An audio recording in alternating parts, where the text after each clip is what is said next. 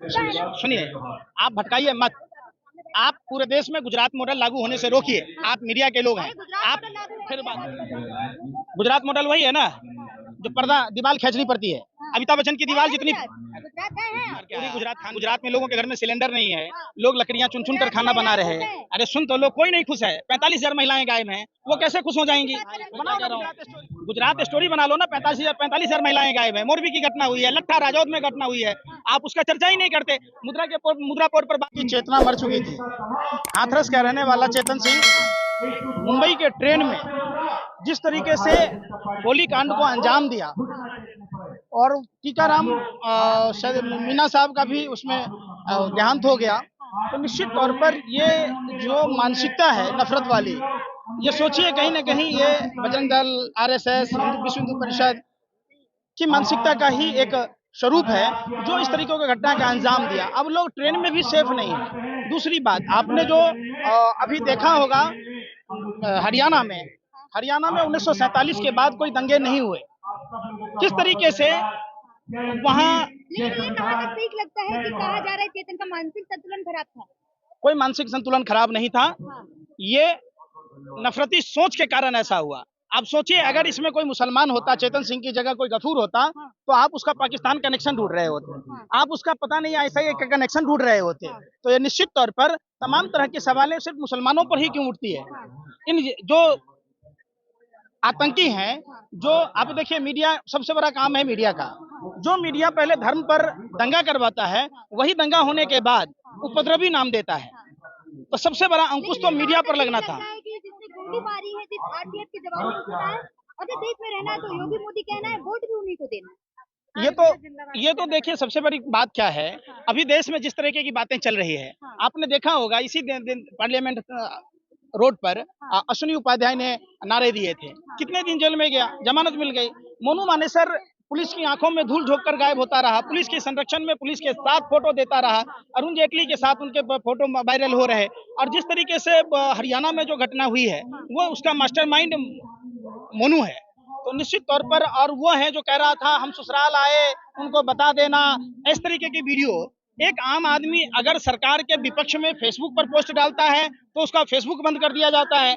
एक आम आदमी अगर यूट्यूब पर कुछ बोलता है, पात्रा ने कह तो दिया कि आधी पीछे करके उन्होंने कहा कि ये भी जो भी है हरियाणा में जो भी हुआ वो एक विधायक के भड़काऊ भाषण की वजह से और उनकी भड़काऊ फेसबुक पोस्ट की वजह से कांग्रेस की। देखिए सबसे बड़ी बात क्या है, इनका काम ही एक ही बात है, चले ना आवे तो आंगन टेढ़ा। माने मोनू मानेसर ने और उसने जो ससुराल जाने की बात कही, उसकी कोई गलती नहीं है। ये गोबर पात्रा है, राष्ट्रीय जोकर। डॉक्टर तो महिला के साथ छेड़खानी करता है 12 हिंदू राव में। डॉक्टर का काम है मटर छीलना। आप बताओ ना, डॉक्टर का काम है कि लोगों का इलाज करना। तो आपने देखा कि महिला के साथ 12 हिंदू राव में कैसे छेड़खानी किया था। और तो 10 रुपए में कोई भी बच्चा पुई पुई कर देगा।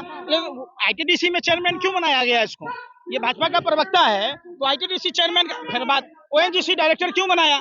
आप समझिए, ये देश लूटने वाले लोग हैं, देश में नफरत फैलाओ। कहा तो है कि अभी जब चुनाव हुए थे तो कांग्रेस के विधायक ने बयान दिया था कि अगर लड़ना है तो सड़कों पे आओ, तो वही लड़ाई हो रही है।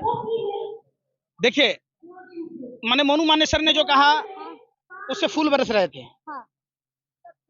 जो विश्व हिंदू परिषद का एक नेता ने कहा हम ससुराल आए हैं, वो वीडियो आपने नहीं देखा। और बजरंग दल का व्हाट्सएप चैट जो लीक हुआ है, आपने उसमें नहीं देखा कि हर गतिविधि का व्हाट्सएप पर लोग जुड़े हुए थे, 100 से अधिक लोग जुड़े हुए थे। तो आप उसमें बात नहीं कर रहे कि आखिर कौन लोग थे। और धार्मिक आयोजनों में तलवारों का, भालों का, लाठियों का, डंडों का कोई जरूरत है क्या? तो ये लोग जानबूझकर दंगा को अंजाम दिया। 2024 की चुनाव का आगाज है और देश के लोगों को भी संभल के रहना होगा। देखिए, बॉम्बे और चंडीगढ़ के बाद गुड़गांव का तीसरा नंबर है। देश में टैक्स देने में 9वां स्थान है। 30,000 से ज्यादा कंपनियां हैं और देश में इनकम टैक्स देने के मामले में सर्वाधिक योगदान 9वां स्थान रखता है। तो वहां अगर पढ़े लिखे लोग भी अगर इस बात का विरोध किए होते, मोनू मानेसर का आतंक आज से नहीं है। लाइव आते हैं।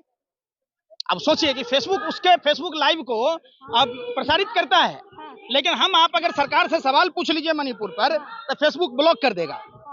अब देख लीजिए, लेकिन क्या लग रहा है, पुलिस कहती है कि मनु मानेसर मिल नहीं रहा, फरार है, लेकिन वो फेसबुक पेज पे लाइव आते हैं। पुलिस वालों के साथ फोटो डालता है, हाँ, तो मोबाइल का लोकेशन ये नहीं बताता है कि मोनू मानेसर कहाँ है। हाँ, और जहां मोनू मानेसर के साथ क्या वहां के दंगाइयों के लोकेशन को ट्रेस किया जाए, तो ये सारे स्क्रिप्टेड कहानी है, एक साजिश षड्यंत्र प्रयोग का नतीजा है, और निश्चित तौर पर ये देश को जलाया जा रहा है। लेकिन हरियाणा में तो भाजपा सरकार है ना, तो अपने राज्य में क्यों ऐसे दंगे कराएंगे? डबल चुनाव जीतने के लिए हाँ। इनकी लोकप्रियता खत्म हो चुकी है, लोग इनका विरोध कर रहे हैं। काम चुनाव में किया है तो ऐसे दंगे की जरूरत क्या है? लोग दंगे से ही, जब तक देखो ये गुजरात मॉडल है, हाँ, लोगों को डराना, धमकाना, दंगे कराना, हाँ। नफरती बोल बोलना, ये सारे भाजपा आरएसएस से जुड़े हुए लोगों के ही बोल हैं। हाँ। तो निश्चित तौर पर 2018 से, अरे सुन नहीं रहे यार, कांग्रेस के नेता ऐसे बोलते हैं। 2018 से सुप्रीम कोर्ट हेट स्पीच पर पाबंदी की बात कर रहा, हाँ, और सुप्रीम कोर्ट के गाइडलाइन के हिसाब से हर जिले में एसीपी को नोडल अधिकारी बनाया गया, तो नोडल अधिकारी से सवाल क्यों नहीं पूछते हैं? क्या धार्मिक आयोजनों में जब इतनी स्थानीय थाना फेल्योर है, क्या आईबी फेल्योर है, तो ये खुफिया का और किसी भी राज्य में जहां हिंसा हो रही है, साफ साफ उसका फेल्योर है। और ये तो दिल्ली से चंद कदमों की दूरी पर है, वहां इस तरीके का कुकृत्य होना ये देश के मुंह पर तमाचा है। भड़काऊ नेता की पोस्ट से हुआ ही तो। अरे मोनू मानेसर ने क्या कहा, मैं पूछ रहा हूँ। हाँ, विश्व हिंदू परिषद के नेता ने क्या कहा? कौन सा ससुराल है उसका? हाँ, उसके बाप का भी ससुराल है, उसका भी ससुराल है, उसके दादा का भी ससुराल, सबका ससुराल वही है। हाँ, आप बताओ किस तरीके का बयान दिया है? हाँ। तो उस बयान पर ना कार्रवाई करके आप सिर्फ हिंदू मुसलमान पर मामला ढूंढ रहे हैं। आप बंद कीजिए ना उन नेताओं को जो भड़काऊ भाषण दे रहे थे, जिन्होंने धार्मिक यात्राएं की। संबित पात्रा कहते रहे मणिपुर में भी हिंसा भड़का दी और हरियाणा में भी भड़का दी, कहाँ कहाँ भड़काएंगे आप ऐसी हिंसाएं? संदीप पात्रा क्या है, राजा हरिश्चंद्र का छठी औलाद है? संबित पात्रा फिर वही बात क्या है, वो राष्ट्रीय जोकर है, राष्ट्रीय प्रवक्ता है भाजपा के। प्रवक्ता नहीं है वो। प्रवक्ता अगर होता तो देश हित में बात करता। एक राष्ट्रीय पार्टी का प्रवक्ता और जो सत्ता में हो, उन्होंने कहा तो मोदी जी तो देश के बाप हैं। बाप होगा संदीप पात्रा का, सबका बाप। आपका बाप कैसे हो जाएगा, हमारा बाप कैसे हो जाएगा? आप बाप तो एक ही होता है जिसने पैदा किया है। अब पता नहीं उसको, चूंकि आईटीडीसी में चेयरमैन बनाया गया तो 10 बाप बना ले, ओएनजीसी में डायरेक्टर बनाया गया तो सबको बाप बना ले। स्मृति ईरानी इतने दंगे हुए चुप हैं। देखिए स्मृति ईरानी जी सत्ता की दलाली और फेविकॉल उसके गले में अटक गया है, इसीलिए सेहत मोटी हो गई है। अब वो नहीं बोलती है देश में महिलाओं पर। फिर बात, बॉडी शेमिंग कर रहे हैं। अब पहले प्रधानमंत्री को चुरी भेजा, पर्सनल नहीं है वो, प्रधानमंत्री का वो निजी लाइफ नहीं है। अजीब बात कर, 13 रुपए किलो चीनी देने वाली स्मृति ईरानी, 400 की सिलेंडर 200 में देने वाली स्मृति ईरानी आज चुप और मौन क्यों है? स्मृति ईरानी भी कभी एक्ट्रेस थी। लेकिन मीडिया में जो हरियाणा में जो घटना हुई है, मीडिया में कहीं ना कहीं कम दिखाई जा रही है। निश्चित तौर पर मीडिया का अहम रोल है। मीडिया भाजपा आईटी सेल की तरह काम कर रहा है, और मीडिया को जो सवाल पूछना चाहिए था मोनू मानेसर पर और विश्व हिंदू परिषद के उस नेता पर जिसने बयान दिया, बजरंग दल के उस चैट पर डिबेट होना चाहिए कि चैट में हर एक पहलू का वो दिया गया है। चैट तो लीक हो गया है, और मोबाइल ही ऐसा चीज है कि जब मोनू मानेसर का किन किन लोगों से बात होता था, किन किन लोगों से वो वीडियो चैट कर नहीं हो रही है। आप कहाँ चैट कर रहे हैं? मस्जिद पे डिबेट हो रही है, बहुत मुद्दा है ना। सुनिए, आप भटकाइए मत।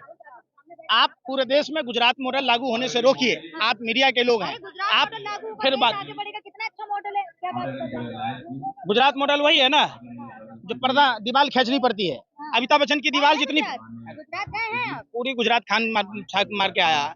गुजरात में लोगों के घर में सिलेंडर नहीं है, लोग लकड़ियां चुन चुन कर खाना बना रहे हैं। अरे सुन तो लोग, कोई नहीं खुश है। 45,000 महिलाएं गायब हैं, वो कैसे खुश हो जाएंगी? बनाओ ना गुजरात स्टोरी। अरे भाई मैं क्या कह रहा हूँ, गुजरात स्टोरी बना लो ना। 45,000 महिलाएं गायब है, मोरबी की घटना हुई है, लट्ठा राजौद में घटना हुई है, आप उसका चर्चा ही नहीं करते। मुद्रा पोर्ट पर बार बार ड्रग पकड़ा जाता है, नशा का कारोबार होता है गुजरात में। आप देखिए ना कि उसी गुजरात में मंदिर में नोट छापने की जाली मशीन पकड़ी जाती है। तो नहीं चाहिए गुजरात मॉडल जो देश को खोखला करता हो, जो देश को कमजोर करता हो। और ये गुजरात मॉडल जो पूरे देश को जलाने का काम करता है, यही गुजरात मॉडल मणिपुर में लागू हुआ, यही गुजरात मॉडल हरियाणा में लागू हुआ, यही गुजरात मॉडल बिहार में जाके इन्हीं के ही कार्यकर्ता आग लगाते हैं। तो निश्चित तौर पर इस पर अंकुश लगना चाहिए।